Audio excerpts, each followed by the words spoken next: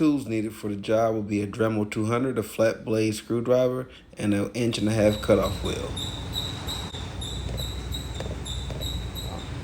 Subscribe, like, and share, and also hit the bell so you'll be notified for future content. Okay, once we remove this cowl panel, you can already see the leaves and debris on top. Imagine what's beneath. Okay, let's get it off. Looking beyond the surface, you can see there's leaves and traces of watermarks down here with the ECM.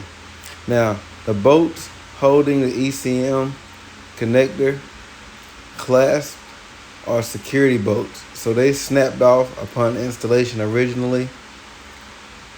So we're going to have to create our own indentions in these heads of these bolts in order to turn them out.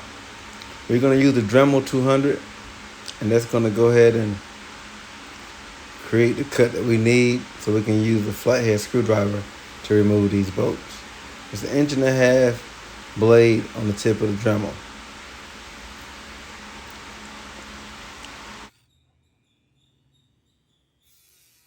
Why bolt down the ECM connection but leave the ECM in a water-prone location such as the cowl? This doesn't make any sense.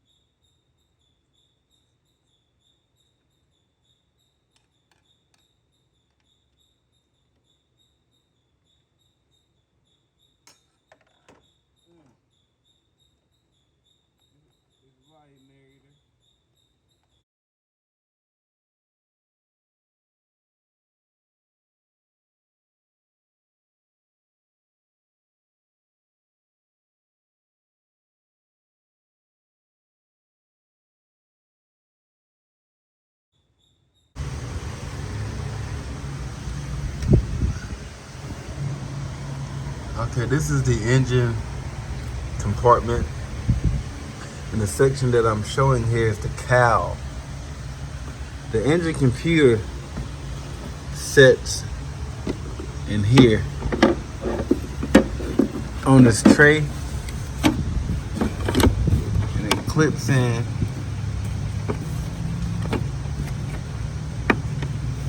It's hard to sort of do with one hand, but it clips in underneath this lip here, and then it sets flat.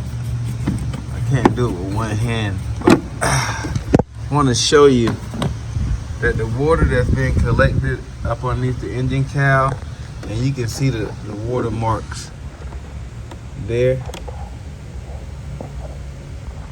It has interfered with the engine computer and wiring harness, and that's why you're getting the short at the misfiring circuit, short to the ignition coils. Just gonna price out a few things. I'm gonna clean this all up, but it may be a day or two before I get the pricing and exactly how to address this, because even once it's completed, you can't have water entering back into the area again, or you have the same issues all over again.